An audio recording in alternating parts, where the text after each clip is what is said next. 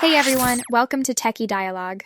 In this quick video, I'll show you how to join or create a custom game in PUBG Battlegrounds, whether you're playing casually or with friends. Step 1. Launch PUBG Battlegrounds on your console or PC and head to the main lobby screen.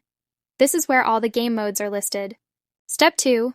Look at the top menu and go to the Play section. Use your L1 and R1 buttons on console or your mouse if you're on PC to browse through the available modes.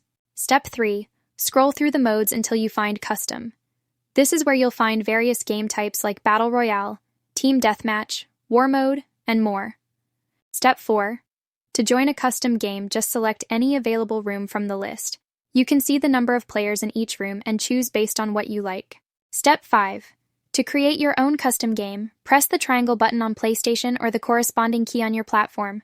But keep in mind, you'll need to upgrade to Battlegrounds Plus to host games. Thanks for watching, and don't forget to subscribe to Techie Dialogue for more gaming tips and tricks.